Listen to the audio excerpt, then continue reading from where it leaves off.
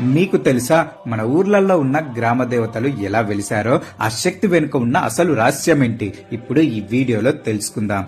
గ్రామ దేవతలు ఈ పేరు వినగానే మన మనస్సులో ఏదో ఒక అద్భుతమైన శక్తి స్వరూపం మెదులుతుంది కదూ.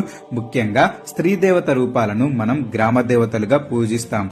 పూర్వం మన పెద్దలు ఎంత తెలివైన వాళ్ళో చూడండి. ఊరిని కాపాడడానికి ఈ దేవతలను ఊరి పొలిమేరలలోనే ప్రతిష్ఠించారు. ఎందుకంటే ఆ రోజుల్లో దూర ప్రాంతాలలోని గుళ్లకు వెళ్లడం చాలా కష్టం. పెద్ద పెద్ద గుళ్లకు వెళ్లలేకపోయినా ఎక్కడో ఉన్న తల్లిని మన ఇంటి ముందు మన ఊరిలోనే దర్శించుకున్నామనే గొప్ప తృప్తి కోసం ఈ గ్రామ దేవత వ్యవస్థను ఏర్పాటు చేశారు. ఇది ఎంత గొప్ప ఆలోచన కదూ. ఈ దేవత ప్రతిష్ట మామూలు విషయం కాదు. వేద స్మార్థ అగమ శాస్త్ర పండితులు అత్యంత శాస్త్రీయంగా దీన్ని నిర్వహిస్తారు. దేవతల కింద బీజక్షరాలున్న శక్తివంతమైన యంత్రాలను సరైన ముహూర్తంలో ప్రతిష్ఠిస్తారు. అందుకే మన గ్రామ దేవతలంతా అపారమైన శక్తి గల దేవతలే. భక్తుల కోరికలు తీర్చగలరు. అందుకే ప్రతి సంవత్సరం ఆలయ ప్రతిష్ఠ జరిగిన రోజున అంగరంగ వైభవంగా జాతర చేస్తారు. అసలు మొత్తం ఈ గ్రామ దేవతలు 101 మంది అక్క చెల్లెళ్ళు. అలాగే వీళ్ళందరికీ ఒకే ఒక్క తమ్ముడు, ఆయనే పోతురాజు. అర్థమైంది కదా మన గ్రామ దేవతల వెనుక ఎంత శాస్త్రీయత, ఎంత అద్భుతమైన భక్తి ఉందో.